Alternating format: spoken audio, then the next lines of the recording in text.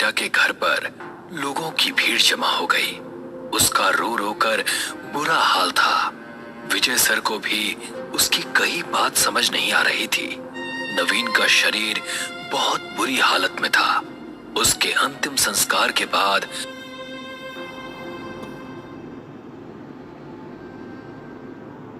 शाम के समय विजय फिर से उसी तांत्रिका के साथ समीरा के पास पहुंचा। समीरा अपने कमरे के अंदर बंद थी और उसके बुदबुदाने की आवाज बाहर तक सुनाई दे रही थी। समीरा, समीरा दरवाजा खोलो, मैं हूं विजय। ये सुनकर समीरा ने दरवाजा खोला। उस कमरे में चारों तरफ अंधेरा था। विशाखा समीरा को बड़े ही अजीब तरह से देख रही थी। तुम इस कमरे में किससे बातें कर रही थी? मैं किससे बात कर सकती हूँ मैम? मुझसे बात करने वाला तो चला गया ना। समीरा, मैं जानता हूँ ये वक्त तुम्हारे लिए बहुत मुश्किलों भरा है, लेकिन हम बिल्कुल रुक नहीं सकते।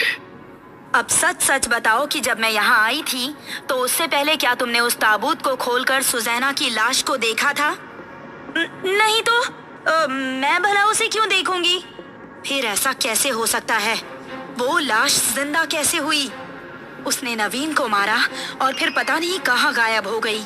कब्र से निकलने के बाद जो भी पहला शख्स उस लाश को देखता वो उसी के संपर्क में रहने वाली थी, और तुम कह रही हो कि तुमने नहीं देखा। तो फिर कौन हो सकता है?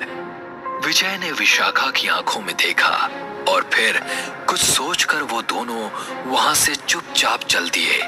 उनके जाते ही समीरा के चेहरे पर एक रहस्यमयी मुस्कान झलक आई और वो फिर से अपने उस अंधेरे कमरे में चली गई। वो योग मुद्रा में जमीन पर बैठी और फिर खिड़की के रास्ते सुजैना वहां पहुंची। सुजैना, जैसा तुमने कहा था मैंने बिल्कुल वैसा ही किया और तुम्हारे बारे में सब कुछ राज ही रखा। अब वक्त आ गया है कि तुम मेरा इनाम मुझे दे दो। जरूर समीरा, तुम असल में बड़े इनाम की हकदार हो। मेरे पहले पति के हिस्से की सारी दौलत मैं तुम्हें ही देने वाली हूँ। ये सुनकर समीरा बहुत खुश हुई। सुजैना उसको अपने साथ उस वीरान कोठी में ले गई जहां वो अपने पहले पति के साथ रहा करती थी। वहां हॉल में एक मोटा सा हथौड़ा रखा था जिसकी तरफ इशारा करते हुए सुजैना बोली, समीरा, सामने जो दीवार दिख रही है तुम्हें उस दीवार पर 3 बार इस हथौड़े से हमला करना है। लेकिन ये दीवार तो काफी मजबूत दिखाई देती है। 3 हमलों से ये नहीं टूटने वाली। जैसा मैं कह रही हूँ तुम वैसा ही करो। ये सुनकर समीरा ने वो भारी सा हथौड़ा उठाया और उस दीवार पर 3 हमले किए। बड़े ताजुब की बात थी कि वो दीवार जरा सी भी खराब नहीं हुई। समीरा भी थक गई थी। उसने हथौड़ा जमीन पर फेंक दिया। मुझे नहीं लगा था कि तुम मेरे साथ इतना घटिया मजाक करने वाली हो। ये सुनकर सुजैना की आंखों में गुस्सा उतर आया। तभी एक भयंकर आवाज आई। समीरा ने जो देखा उसे अपनी आंखों पर यकीन नहीं हुआ। वो दीवार अपने आप खिसक गई और उसके पीछे एक स्टोर रूम नजर आया। इसी स्टोर रूम में एक बक्सा रखा हुआ था जिसे देखकर समीरा के चेहरे पर मुस्कान झलक आई।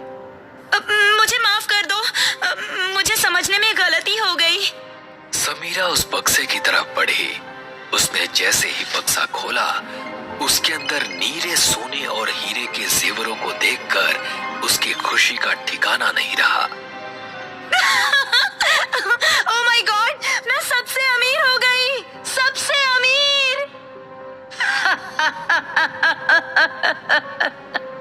अभी वो दोनों जोर जोर से हंसी रही थी कि वहां पर ना जाने कैसे विशाखा और विजय दोनों पहुंच गए। विजय के हाथ में एक कुल्हाड़ी थी। उसने देर न करते हुए सुजैना की गर्दन उड़ा दी और वो कटकर खजाने के बक्से के पास जा गिरी। ये तुमने क्या किया? हमें खजाना मिल चुका है, अब इसकी जरूरत भी क्या थी? उन्होंने देखा कि सुजैना का शरीर अभी भी इधर उधर डगमगा रहा था। विजय, जल्दी से उसके 60 टुकड़े कर दो, वरना ये फिर से जीवित हो जाएगी। विजय ने उसके दोनों हाथों और दोनों पैरों पर हमले कर उसके शरीर के 60 टुकड़े कर दिए। इसके सारे टुकड़ों को अलग अलग गड्ढों में खोदकर दबा दो। और एक बात और, विशाखा ने विजय को 7 नींबू दिए और बोली कि हर गड्ढे के अंदर उसके शरीर के एक हिस्से के साथ ये एक नींबू भी दफन करना है। हर एक पार्ट को अच्छे तरीके से गिन कर रखना है। विजय ने उसके सारे टुकड़ों को समेटा और उनको बाहर मैदान में ले गया। समीरा और विशाखा अभी भी कोठी के अंदर मिले हुए खजाने की एक एक चीज को देखकर खुश हो रही थी। 7 गड्ढे खोदने हैं, मुझे तो सब्र भी नहीं हो रहा। कब ये काम पूरा होगा और कब मैं अरबपति बनूंगा। विजय ने एक छोटा गड्ढा खोदा और सबसे पहले सुजेना का सर उसमें रख दिया। फिर एक नींबू उसमें रखकर उसका मुंह बंद कर दिया। इसी तरह वो एक गड्ढा खोदता और उसके शरीर का एक हिस्सा एक नींबू के साथ दफन कर देता। जल्दबाजी में उसको ध्यान ही नहीं रहा कि उसने कितने गड्ढे खोदे और कितने हिस्सों को जमीन में गाड़ा। जब उसने देखा कि अब जमीन पर एक भी हिस्सा नहीं बचा, लेकिन अभी भी एक नींबू उसके पास बचा है, तो वो सोचने लगा, शुक्र है सारे पार्ट्स दफना दिए, लेकिन ये नींबू कैसे बच गया? शायद विशाखा ने मुझे 8 नींबू दे दिए होंगे। ये सोचकर उसने वो नींबू एक तरफ फेंक दिया। अब अपना हिस्सा लेने जाता हूं, ये कहकर वो भी कोठी के अंदर दाखिल हो गया।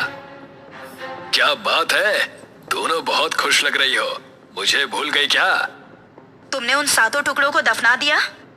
ये सुनकर विजय ने थोड़ा अनडेफिनेट होते हुए कहा, हाँ दफना दिए। चलो अब इस खजाने को लेकर यहाँ से निकलते हैं। उन तीनों ने उस खजाने को एक बैग में भरा और वहां से निकल गए। कुछ देर चलने के बाद विशाखा ने फिर विजय से सवाल किया, तुमने एक एक करके उन गड्ढों में एक बॉडी पार्ट के साथ एक नींबू डाला था ना? तुम बार बार क्यों पूछ रही हो? आखिर उन नींबुओं में ऐसा क्या था? वो 7 नींबू अभिमंत्रित थे। उसके शरीर के हर एक हिस्से के साथ एक नींबू इसलिए दफन करना था जिससे उसके शरीर का कोई भी हिस्सा अपने आप रेंग कर वहां से चला ना जाए। अगर वो 7 नींबू भी दफन हो चुके तो समझो तुमने काम ठीक किया। विजय को अब लग रहा था कि उसने कोई गलती कर दी है, लेकिन अरबपति बनने की खुशी उसको वापस उस कोठी की तरफ जाने से रोक रही थी। इस तरफ सुजेना का कटा हुआ हाथ उसी जमीन पर रेंग रहा था। उस कटे हुए हाथ ने एक फावड़ा उठाया और गड्ढा खोदना शुरू किया।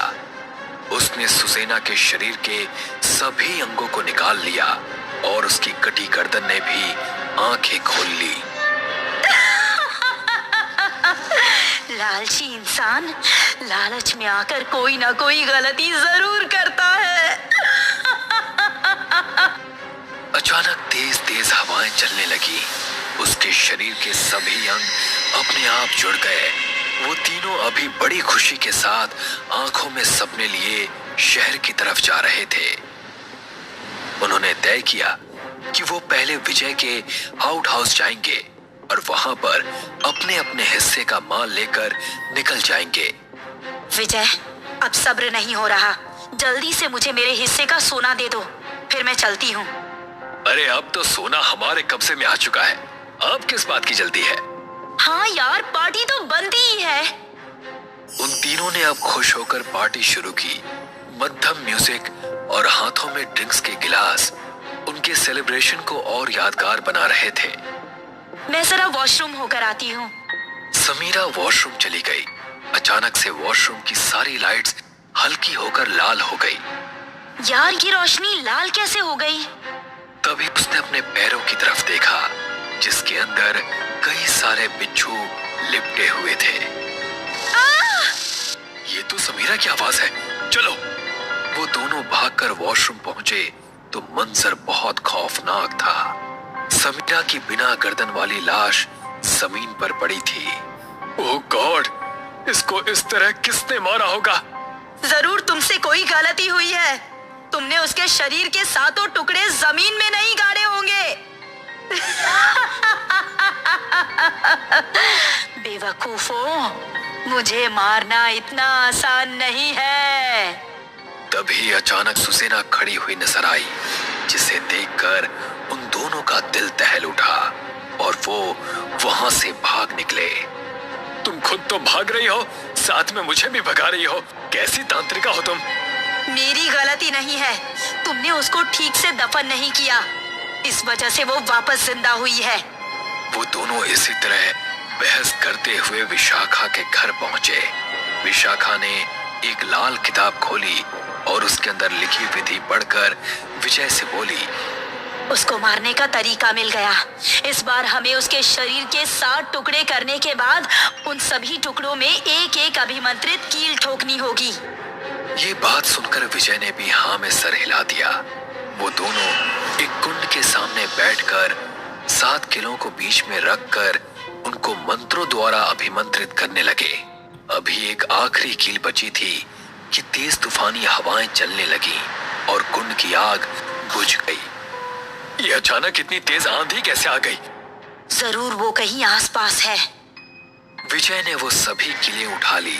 तभी न जाने कहां से विशाखा के कंधों पर सुसेना आ बैठी। छोड़ो मुझे! विजय उसकी मदद करने की बजाय उस कमरे से बाहर भाग निकला। मुझे बचाओ विजय! सुसेना ने विशाखा को जमीन पर गिरा दिया। कोई नहीं बचा सकता तुझे। कुछ ही मिनटों के बाद विजय एक हथौड़े के साथ उस कमरे में पहुंचा। उसने देखा कि सुसेना विशाखा के शरीर पर नाखूनों से बेतहाशा हमले कर रही है। विजय ने अपनी मुट्ठी में पकड़ी कीलों को जकड़ लिया। उसने आगे बढ़कर एक कील सुसेना के माथे पर रखी और हथौड़े की मदद से उसे ठोक दिया। सुसेना बुरी तरह चीखने लगी। विजय ने देर न करते हुए उसकी दोनों हाथों की हथेलियों पर भी कीलें ठोक दी और दोनों पैरों के पंजों पर भी कीलें ठोक डाली। विजय, तेरी ये हिम्मत! सुसेना का शरीर अब उसके काबू में नहीं था। वो जमीन पर पड़ी ऐसे कांप रही थी जैसे उसको हजारों वॉट की बिजली ने पकड़ लिया हो। अब विजय के पास 2 कीलें बची थी। उसने एक कील सुसेना के पेट में और 7वीं कील उसके सीने में ठोक दी। अब वो बहुत बुरी तरह चीखने चिल्लाने लगी। विजय ने विशाखा को सहारा देकर खड़ा किया। उसे नजर आया कि उसी कमरे के अंदर एक कोने में कुल्हाड़ी भी रखी है। उसने सुसेना के शरीर के 7 टुकड़े करके इस बार उसने अच्छे से गिनती करके उन्हें दफना दिया। अब वो सारी दौलत हमारी है। उसे आपस में बांटने के बाद न तुम मुझे जानती हो और न मैं तुम्हें। ठीक है। ये तय करके दोनों ने सोने को 2 हिस्सों में बांटा और फिर अपने अपने रास्ते हो लिए। विजय अभी रास्ते में ही था। उसकी नजरों के सामने वो सारे मंजर किसी तस्वीर की तरह चल रहे थे। हमें हर एक कील पर मंत्र पढ़कर उसको अभिमंत्रित करना है। Oh shit! अचानक से विजय ने ब्रेक लगा दिए। ये तो बहुत बड़ी गलती हो गई। एक कील ऐसी थी जिस पर हमने कोई मंत्र नहीं पढ़ा था। तभी विजय की कार की छत पर धम धम होने लगी। वो कार से निकल पाता इससे पहले ही सुसेना का हाथ कार की छत को फाड़ता हुआ उसके गले तक पहुंच गया और सुसेना ने उसकी गर्दन पकड़कर ऊपर खींच ली।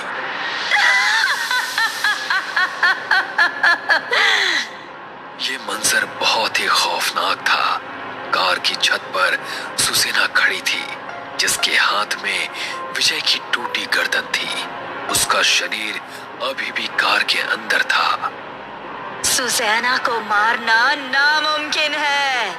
अपने 7 पतियों को मारकर उनकी दौलत के साथ साथ उनकी आत्माओं की काली शक्तियां भी मैंने हासिल की थी। मुझे कोई नहीं मार सकता।